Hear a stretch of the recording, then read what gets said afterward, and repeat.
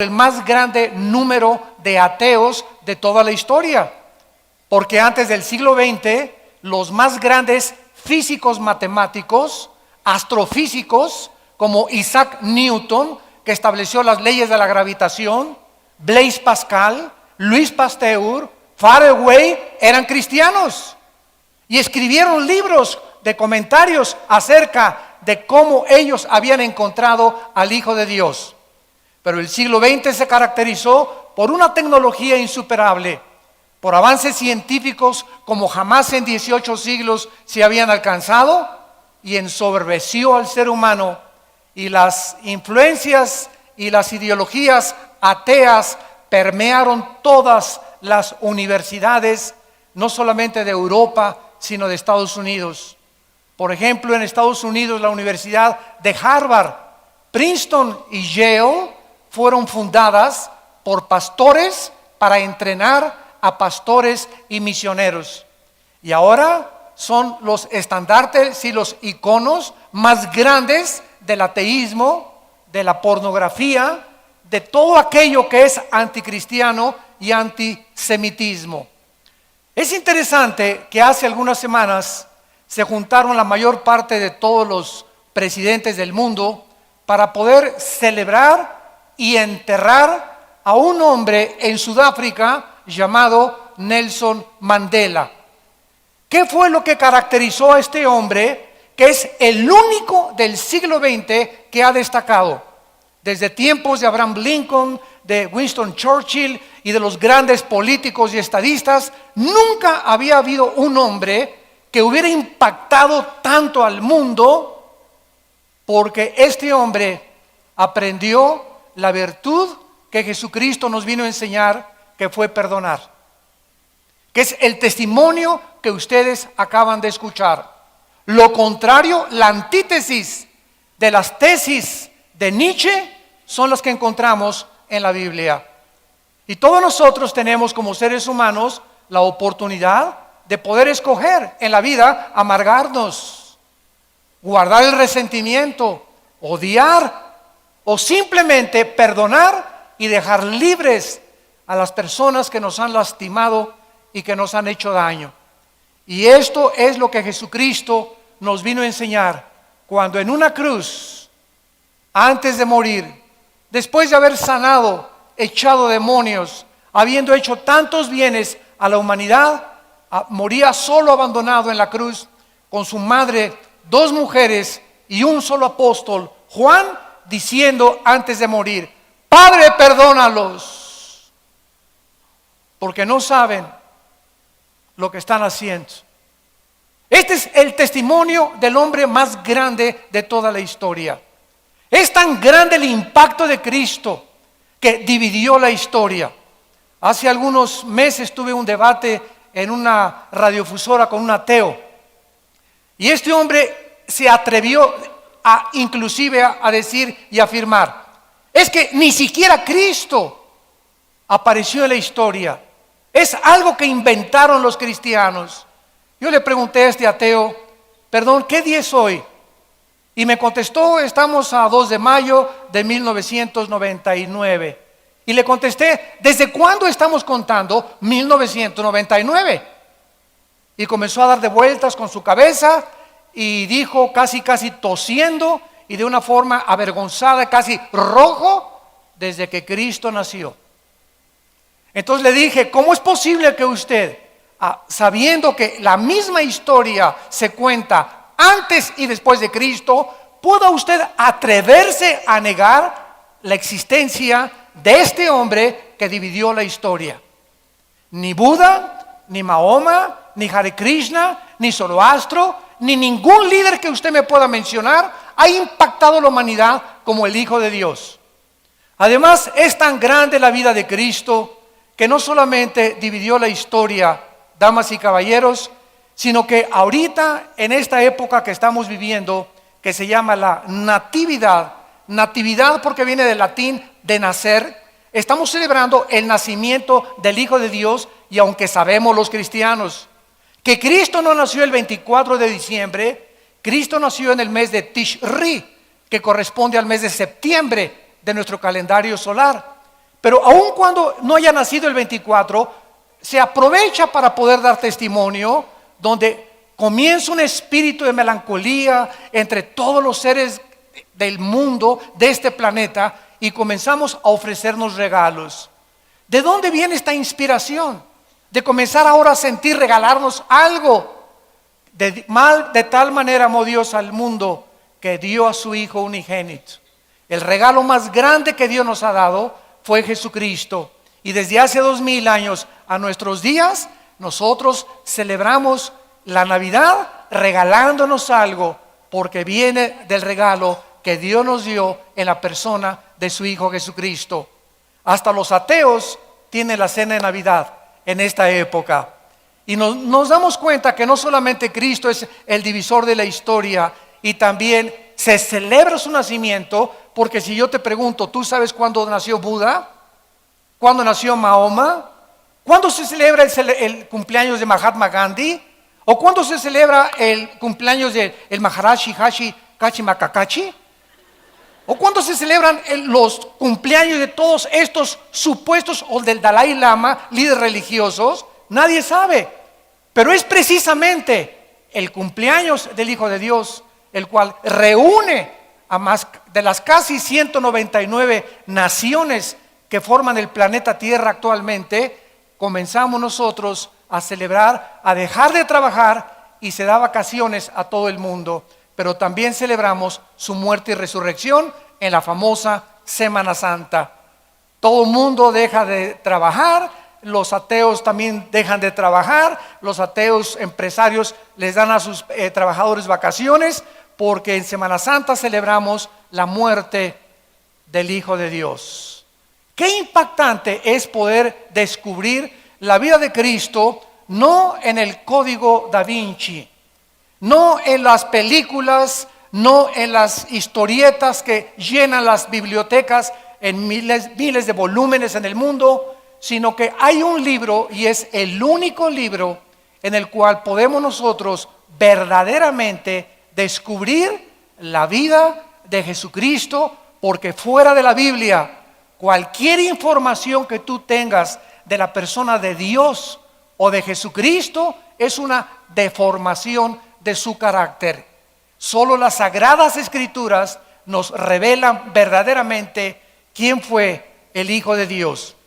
Y veamos en primer lugar que Cristo es la única persona en la historia, independientemente de lo que ya hemos mencionado, que antes de que Él naciera, siglos antes de que Él naciera, se profetizó no solamente el lugar donde iba a nacer, quién sería su madre, cómo sería su vida y su ministerio, su rechazo, su muerte y su resurrección. Hace algunos años murió también un gran ateo, astrónomo, astrofísico llamado Carlos Sagan. Carlos Sagan, antes de morir, dijo estas palabras: yo no creo en Dios porque no nos dejó evidencias de que Él existía. Si algún día se me hubiera aparecido un ángel, o algún día hubiera tenido una experiencia mística sobrenatural, yo hubiera creído en Dios. Y le dijo a su familia antes de morir: no hay ningún propósito para vivir en la vida. Muero en la total desesperanza y angustia, porque el único propósito se encuentra el que le podamos dar nosotros a nuestra propia vida. Qué triste que Carlos Sagan nunca haya oído a un antecesor de él llamado Blaise Pascal, que también fue un gran físico matemático. Un día, teniendo un debate con un ateo, Blaise Pascal le comenzó a tratar de dar evidencias al ateo de que Dios existía. Y Blaise Pascal le dijo: el diseño y el orden del universo cuentan la gloria y la obra de un ser sobrenatural. El universo está perfectamente bien afinado. La rotación de la Tierra sobre su eje de 23 grados y medio, las vueltas de la Tierra alrededor del Sol, las órbitas elípticas y las órdenes de los planetas, y quién está deteniendo que se estrellen galaxias contra otras galaxias, que de acuerdo a Newton es la ley de la gravitación que existe en el universo, el ateo le dijo, mira, todas estas cosas tú las puedes creer, pero yo no las creo. Entonces Blaise Pascal decidió hacer en su estudio, en su casa, un modelo a escala del universo. Entonces colgó el Sol y la Luna y Mercurio y Venus, así. Era maravillosa la forma como Blaise Pascal hizo el modelo del universo en el estudio de su casa. E invitó al ateo a comer. Y cuando el ateo llegó a comer, le preguntó, oye, qué maravillosa reproducción has hecho del universo. ¿Quién la hizo? Y Blaise Pascal le contestó y le dijo, se hizo sola. O sea, es increíble la irracionalidad de al ver una pintura, tiene que haber un pintor. Detrás de una escultura, tiene que haber un escultor. Detrás de una obra de teatro, tiene que haber un director. Detrás de una construcción, tiene que haber un ingeniero o un arquitecto. Detrás de todo lo que existe, tiene que haber una causa.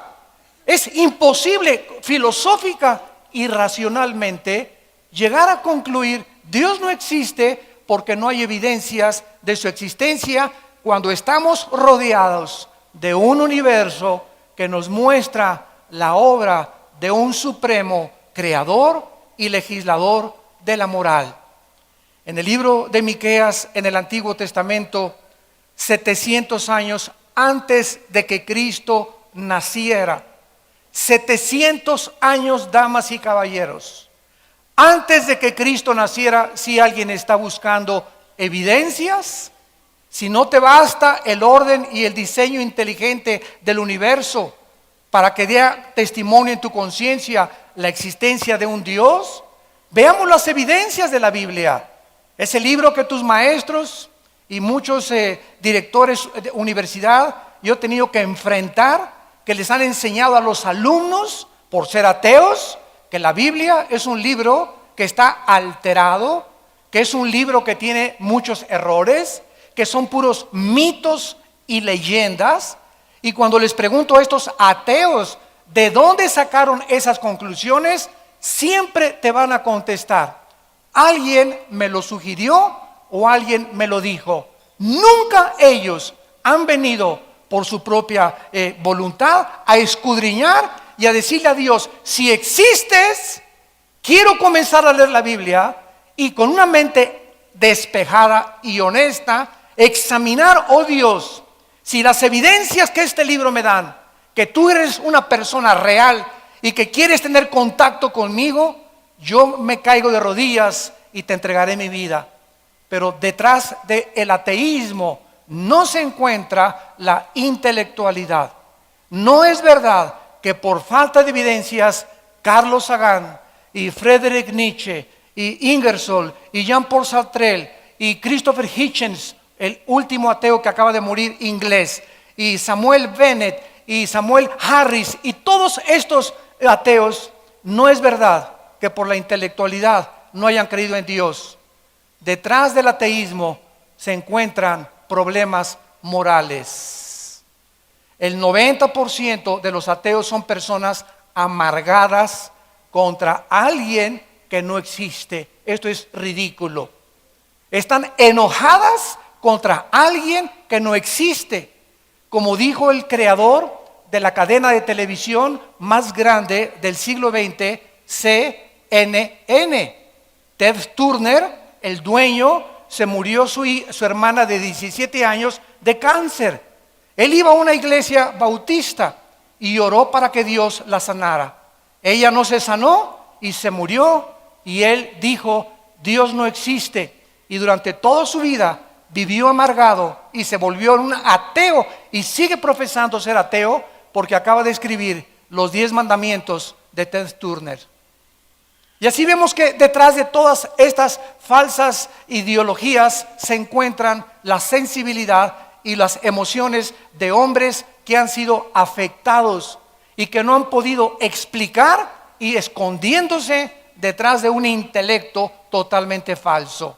Cuando venimos a la Biblia, dice en Miqueas 5, versículo 2, hablando 700 años antes de que Cristo naciera, dónde iba a nacer Jesucristo. Pero tú, Belén Éfrata, pequeña para estar entre las familias de Judá, de ti me saldrá el que será Señor en Israel, y sus salidas son desde el principio, desde los días de la eternidad. Dos profecías encontramos aquí. Una, Cristo nacería en una aldea llamada Belén de Éfrata. La palabra Belén significa en el hebreo la casa del pan. En otras palabras, el Mesías, el Salvador, el que vendría a alimentar nuestra vida, nacería donde se produce el pan, porque a él se le llamó el pan de vida. Y vemos también que en este versículo Cristo es retratado como eterno. Sus salidas son desde el principio.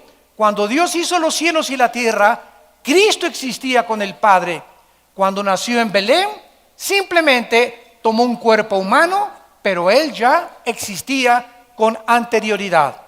En segundo lugar, en Isaías capítulo 7, versículo 14, se describe hace 750 años quién sería su mamá.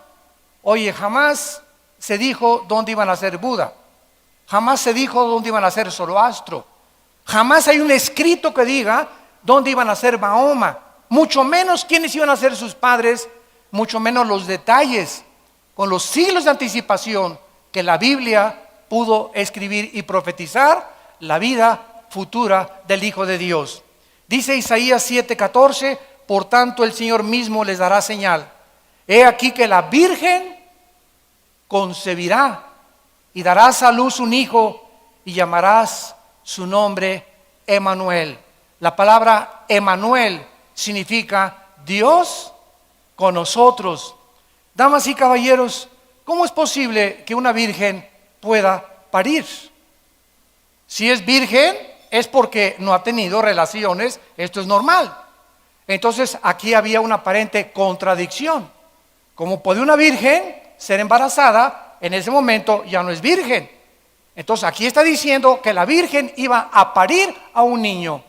Cuando nosotros estudiamos la genética, descubrimos que en 1860 Gregorio Mendel por primera vez descubre las leyes de la herencia.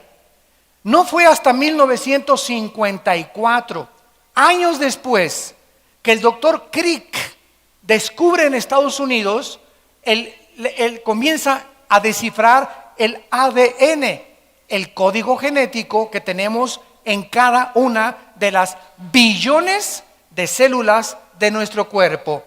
En otras palabras, para los que no tengan mucha información, tenemos billones de células.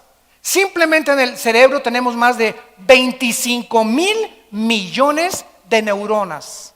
Para que nos demos una ligera idea de la creación de Dios, en cada una de las billones de células que forman el cuerpo humano se encuentra un software, se encuentra un disco, se encuentra una información codificada. Y en cada célula de nuestro cuerpo, en el ADN, se encuentra toda la información de cómo eres tú y de cómo soy yo. El color de pelo, la estatura, color de piel, tu hígado, tu estómago, todo está codificado ahí dentro de cada una de las células.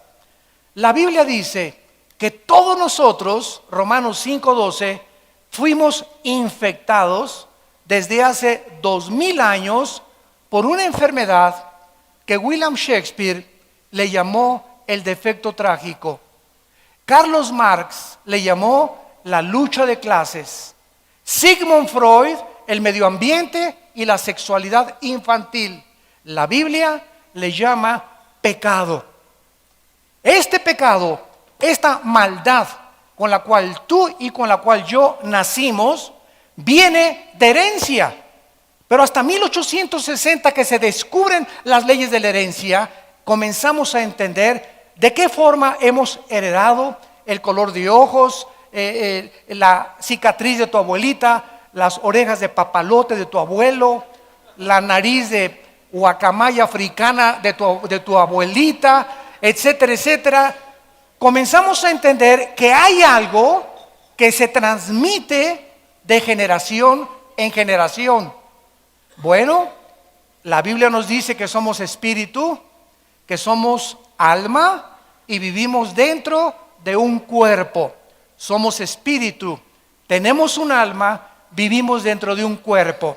Si nosotros hemos heredado características físicas y hasta emocionales, porque muchos dicen tiene el carácter de la abuela, tiene el carácter del papá, hemos heredado cualidades físicas y emocionales. La Biblia dice que si somos espíritu, hemos heredado también algo espiritual que ningún libro en los billones de volúmenes de literatura que existen en las bibliotecas, ningún libro más que la Biblia nos revela que el ser humano nació infectado con una enfermedad espiritual que se llama pecado. ¿Qué es el pecado? Esa maldad que un niño de un año y medio comienza a manifestar cuando se convierte en el dictador más grande de su casa. Cuando un niño de 2 años no lo enseñas a hacer berrinches, lo enseñamos a portarse bien, pero a nadie le enseña a nadie portarse mal, porque la maldad nació con nosotros en el corazón. Entonces, esta maravillosa revelación de la Biblia nos muestra que cuando María y José estaban comprometidos, no podían los dos tener relaciones sexuales, independientemente de porque no estaban casados. Si José, escúchenme con mucha atención, esto fue escrito hace 2000 años, señores médicos y genetistas. Si José hubiera tenido relaciones sexuales con María, Cristo no hubiera podido nacer sin pecado. Y Dios tenía que tomar un cuerpo humano, pero al mismo tiempo identificarse con la raza humana, porque el pecado está en nosotros, pero al mismo tiempo Dios tenía que ser Dios en la carne. ¿Qué sucedió cuando nació María y José? Que Dios cambió completamente la genética de los seres humanos. Dice el Evangelio de Mateo, capítulo 1, versículo 18. El nacimiento de Jesucristo fue así. Estando desposada María, su madre, con José, desposados, o sea, estaban comprometidos, no se habían casado. Antes que se juntaran, se halló que había concebido del Espíritu Santo. En otras palabras, la genética nos enseña que el varón tiene 2 cromosomas, una Y, otra X. La mujer tiene 2 cromosomas XX. Cuando el óvulo de mi mamá fue penetrado por el esperma de mi padre, el esperma que penetró el óvulo de mi madre fue el Y, porque el cromosoma Y es el que determina el género masculino. Tú eres hombre porque el óvulo de tu madre fue ovulado por un esperma Y. Cuando entra un esperma X, nace mujer. Entonces, desde Adán a nuestros días, el cromosoma Y de los hombres lo traemos infectado con el pecado. Entonces, si José hubiera tenido relaciones con María, la hubiera infectado a través del cromosoma Y. ¿Qué hizo Dios? José, hazte a un lado. Un ángel se le revela a María. María se asusta. ¿Cómo es posible que yo pueda embarazarme si no conozco varón? Y además, en toda la colonia de Tlalnepantla me van a comenzar a corretear y a decirme, adúltera, ¿verdad? Tuviste relaciones antes de casarte. Y el ángel le comunica a María y le dice, María, no tengas miedo, porque el santo ser que va a nacer dentro de tu matriz será llamado Hijo de Dios, Hijo del Altísimo. José no va a tener nada que ver en este nacimiento para que Él pueda nacer sin pecado, porque se necesita alguien sin pecado que pague por los pecados de los seres humanos en una cruz. José también se espantó, y entonces cuando él comienza a darse cuenta que le comienza a crecer la pancita a María, imagínense nada más qué decepción de un hombre, ¿verdad? Oye, tú y yo no tenemos nada que ver, ni siquiera te he dado besos, y de repente ya estás embarazada. Un ángel se le aparece a José también y le dice a José: no tengas miedo de recibir a tu mujer, porque nadie la ha embarazado, la embarazó el Espíritu de Dios. Esto es maravilloso. Cuando la genética hace algunos siglos comenzó a ser descubierta, y nos comenzamos a maravillar y a decir: la Biblia tenía razón. Hechos científicos, químicos, arqueológicos, antropológicos, psicológicos, físicos, matemáticos, biológicos, que apenas han comenzado a descubrirse. La Biblia es más antigua y más moderna que el periódico de mañana en la mañana. Esta inspiración de la Biblia, estas profecías nos hablan que el autor no pudo ser el ser humano. Y como es el único libro que nos revela verdades absolutas, es el libro más controvertido, más atacado, más desechado y más calumniado de todos los libros que existen religiosos.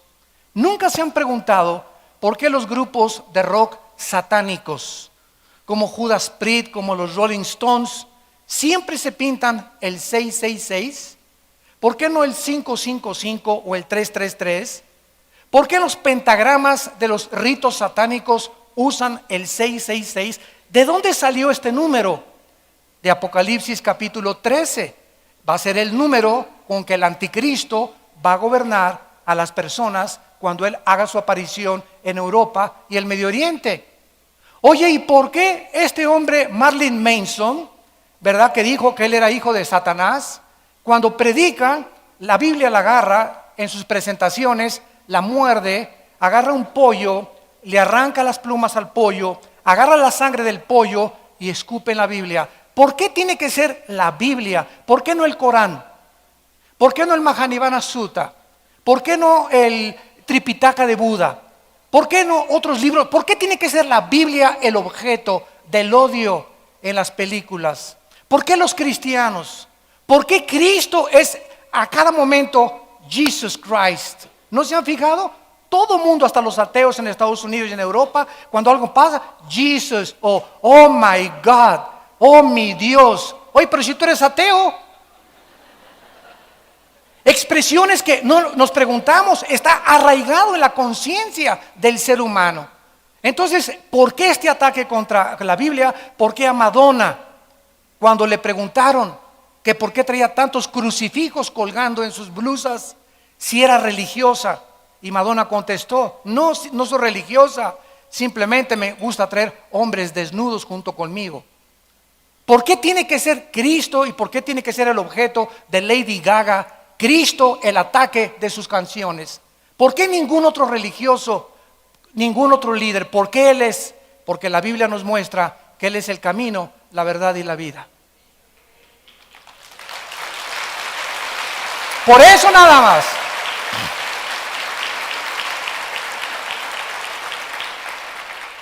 Cristo entra al mundo sobrenaturalmente a través del nacimiento de una virgen.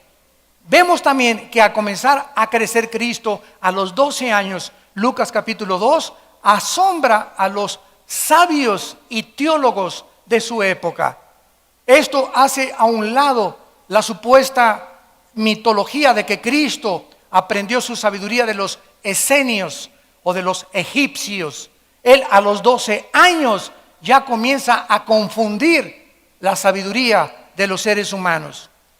Cristo hasta los 30 años trabaja como carpintero con su padre José. Y exactamente a los 30 años de edad, esto es maravilloso también, vamos a ver por qué a los 30. A los 30 años de edad, Cristo llega al río Jordán.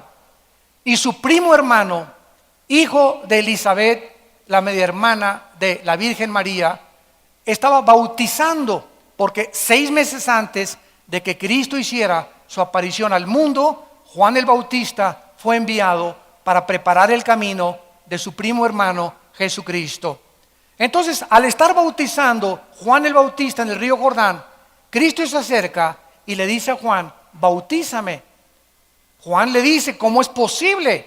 Pero si lo reconoce inmediatamente, tú eres el Mesías, ¿cómo te voy a bautizar si no hay pecado en ti? Cristo le contesta: hazlo para que toda justicia se pueda cumplir. En otras palabras, la muerte de Cristo no solamente era para pagar nuestros pecados, sino que la vida de Cristo tenía que ser una vida justa también.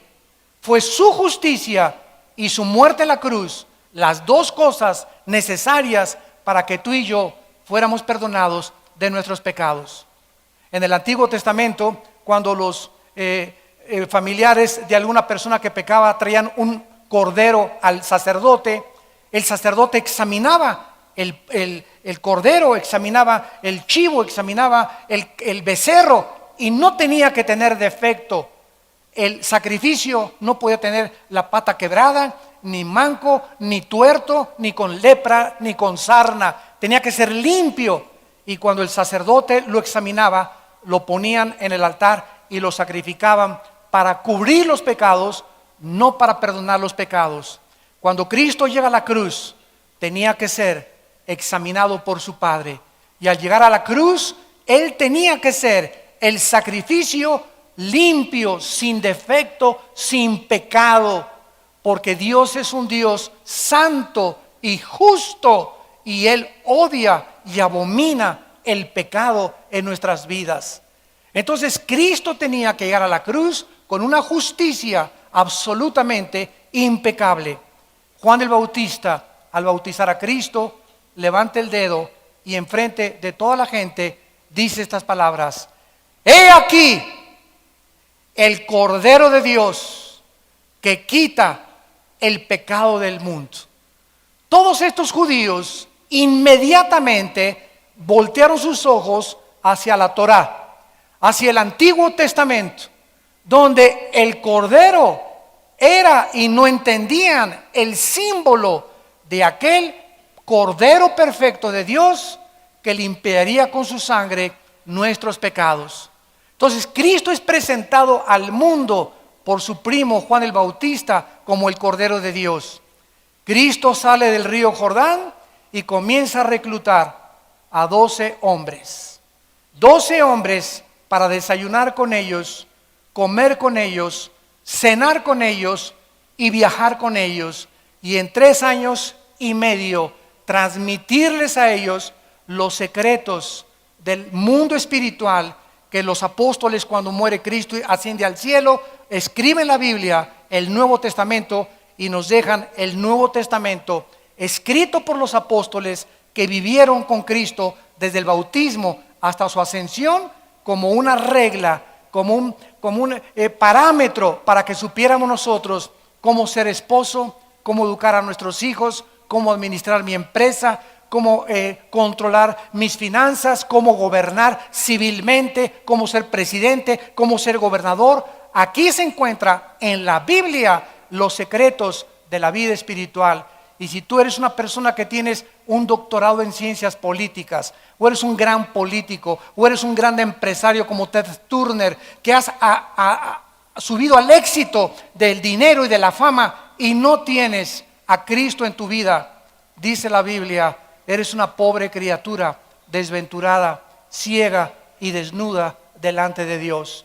Naciste en las tinieblas, nunca conociste las tinieblas y regresarás a las tinieblas, y cuando te entierren ni tu perro te va a ladrar. Qué triste es cuando nosotros creemos que en la corta vida que tenemos, 50, 60, 70, los más robustos, 80, 85 años de edad, qué triste es pasar por la vida y lo único que anhelaste fue hacer dinero, hacerte un hombre, que la gente te aplaudiera, te reconociera. ¿Por qué reconoció el mundo a Nelson Mandela?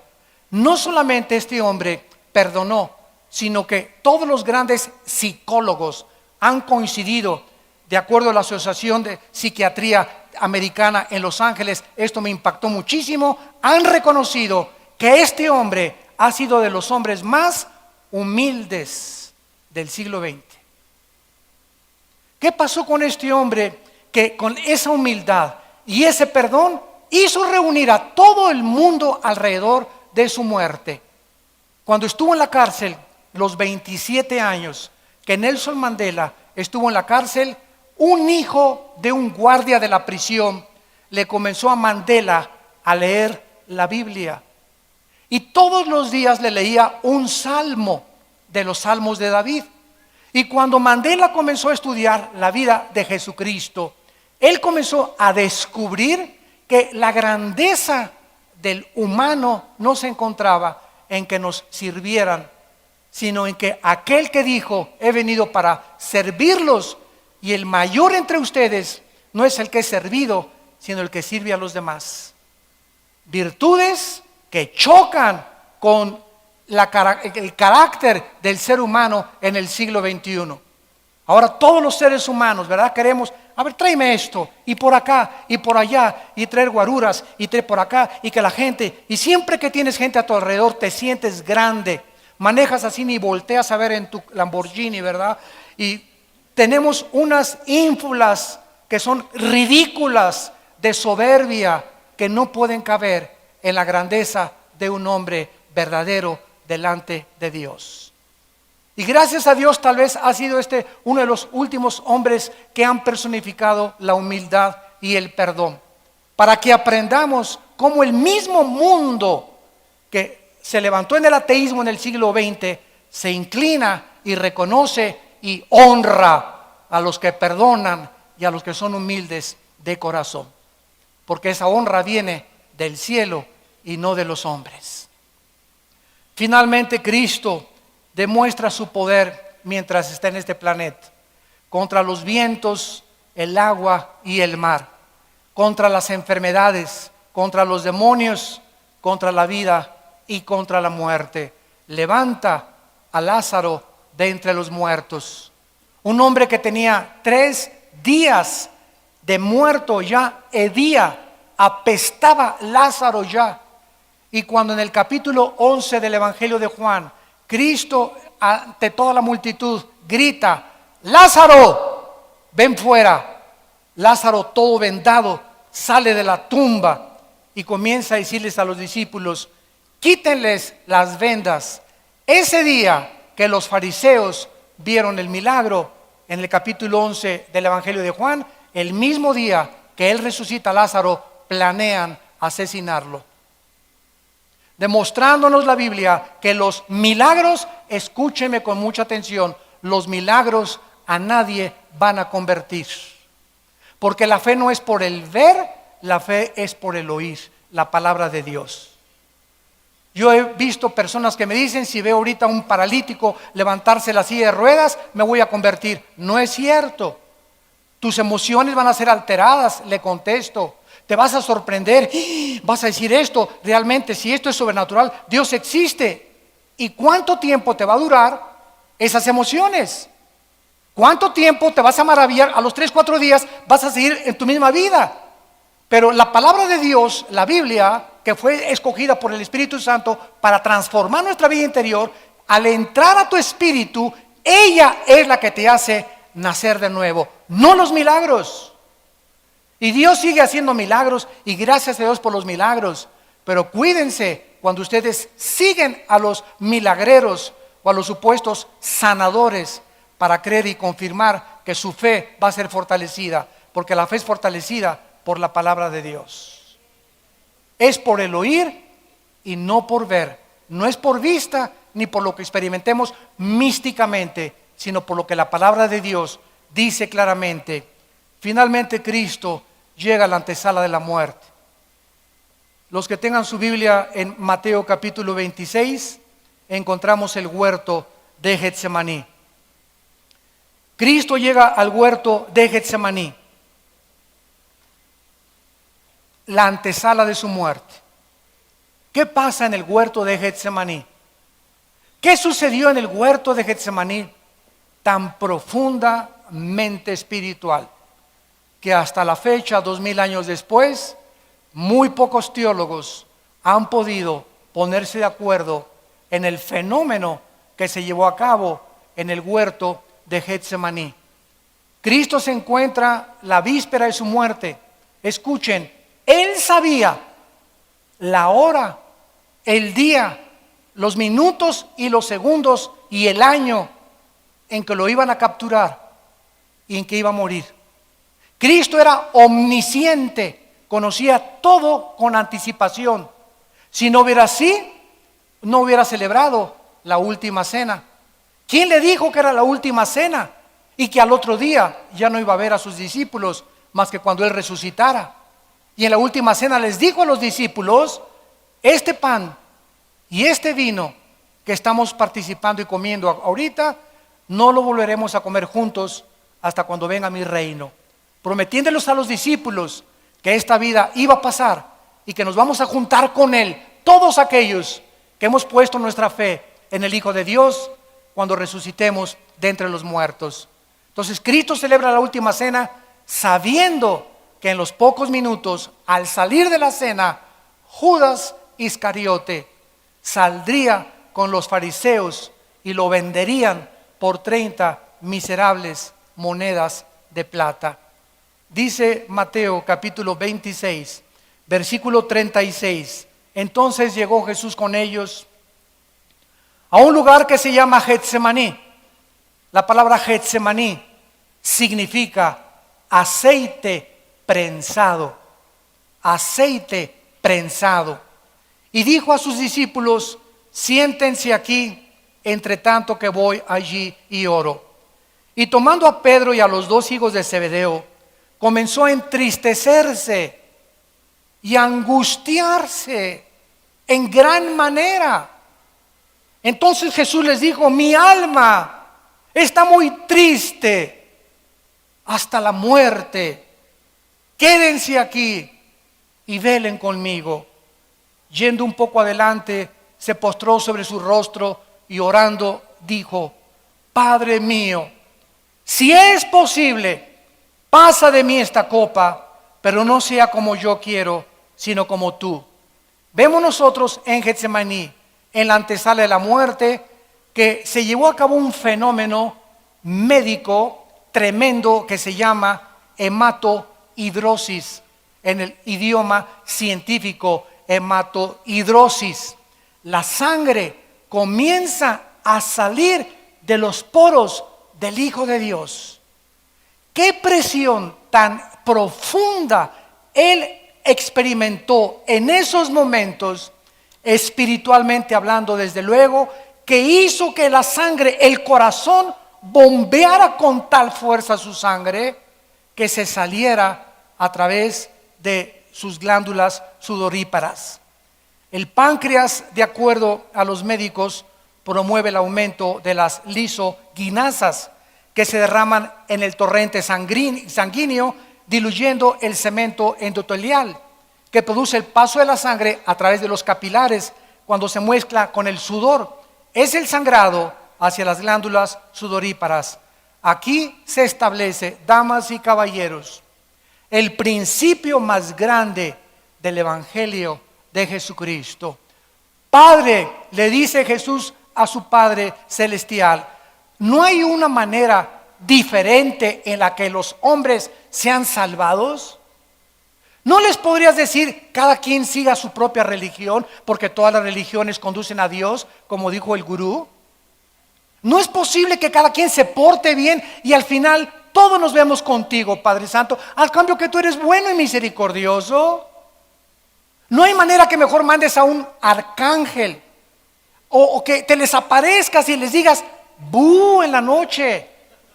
Se van a condenar, hay un infierno, arrepiéntanse. ¿No hay otra manera? Y la respuesta en el cielo fue no. Sin derramamiento de sangre, Hebreos 9:22, no hay remisión de pecados. ¿Por qué? Porque antes de que se descubriera, escuchen esto, otro aspecto científico de la Biblia, antes de que se descubriera la circulación de la sangre, La Biblia en Levítico 17:11, hace aproximadamente 3500 años, decía estas palabras: la vida de la carne está en la sangre. Y la palabra vida en el hebreo es nepej, que se tradujo alma. La vida del cuerpo está en el alma. El alma se encuentra en la sangre. El alma tuya y mi alma se encuentra en la sangre. Es la sangre que Cristo derramó en la cruz. ¿Qué fue lo que Cristo derramó en la cruz? Su sangre.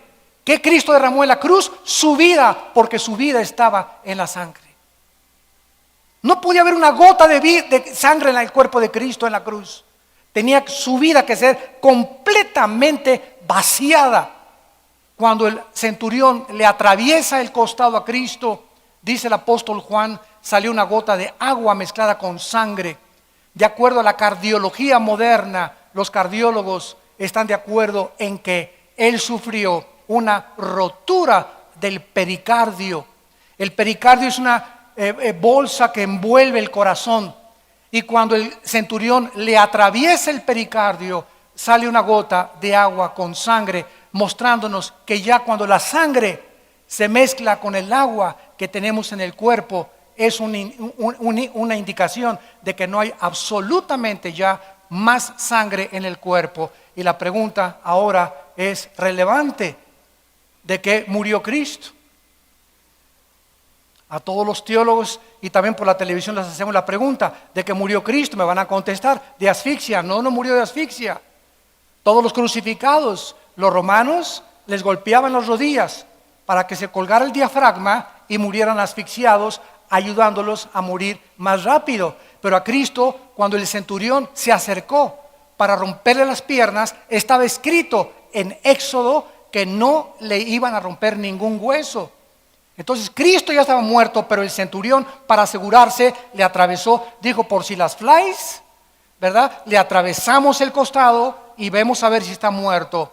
La Biblia nos muestra claramente que la muerte de Cristo, clínicamente hablando, no fue por asfixia, no fue por desangramiento. En el Salmo 22, 1000 años antes de que Cristo muriera en la cruz, el rey David escribió las causas por las cuales Cristo iba a morir. Y dice el Salmo 22: Dios mío, ¿por qué me has desamparado? Mi corazón fue como la cera deshaciéndose dentro de mí. Cristo muere porque le explota el corazón de dolor moral. Cuando nuestros pecados fueron puestos sobre su cuerpo, el santo, el justo de Dios no pudo soportar que en ese momento su padre le abandonara en la cruz. Por eso anticipó David diciendo: ¿por qué me has desamparado? Y Cristo gritó: lama, lama sabactani, que en arameo significa: ¿por qué me has desamparado? Algo misterioso pasó en la cruz. El Padre Santo se separa del Hijo cuando nuestros pecados son puestos en el Hijo. Y esos instantes, esos segundos de separación entre el Hijo y el Padre fue lo que hizo a Cristo exclamar en Getsemaní: oh Dios, por favor, si hay otra manera, pasa de mí esta copa. Él no tenía miedo a los clavos, no tenía miedo a los látigos romanos, no tenía miedo a la crucifixión y a las espinas de su cabeza. Lo que a Cristo lo angustió es que nunca en la eternidad antes había sido separado de su Padre. ¿Y qué es el infierno? El infierno es la eterna separación de Dios. ¿Por qué tú vives un infierno actualmente? Porque vives lejos de Dios. ¿Por qué vives estresado? ¿Por qué vives angustiado? ¿Por qué vives con tanto rencor, con tanta amargura? Porque Dios no está en tu vida ni en tu corazón. Y cuando tú clamas a Dios: oh Dios, ven a mi vida, entra, te necesito, sin ti no puedo hacer nada. Es cuando una paz que sobrepasa el entendimiento guardará tus pensamientos y tu corazón en Cristo Jesús. Cristo es arrestado en el huerto de Getsemaní por Judas y los soldados y es llevado a la cruz.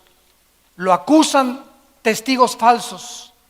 Actualmente le llaman revolucionario a Cristo, primer comunista, un iluminado de todos los que ha habido, maestro de moral, que tenía de amante a María Magdalena. Sin embargo, la Biblia nos muestra que Él es el principio de todas las cosas. Porque Dios, habiendo hablado muchas veces, de muchas formas, en otros tiempos, por los profetas, la última palabra de Dios a nosotros, de hace 2000 años para acá, es Jesucristo. Y Jesucristo nos dice: yo soy la resurrección y la vida, porque a los 3 días se levanta de entre los muertos. Se aparecen 2 ángeles que mueven la piedra. Llegan los discípulos y no encuentran el cuerpo de Cristo. Si tú vas ahorita, ahí está la tumba de Buda y la puedes visitar la tumba de Mahoma, puedes visitar la tumba de Mahatma Gandhi, de Nelson Mandela, de un papa, de una virgen, del que tú quieras, pero la tumba de Cristo está vacía. No vive, ya no está ahí. Él vive por los siglos de los siglos. Él vive.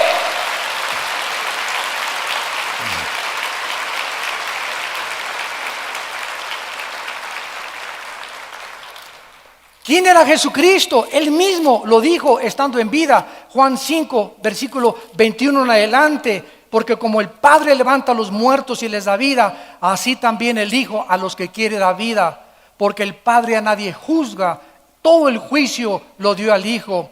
De cierto les digo, viene la hora, dice Jesús, cuando todos los muertos oirán la voz del Hijo de Dios. Y los que la oyeren vivirán. Porque así como el Padre tiene vida en sí mismo, así también ha dado al Hijo el tener vida en sí mismo. El que honra al Padre honra al Hijo, y el que honra al Hijo honra al Padre que le envió.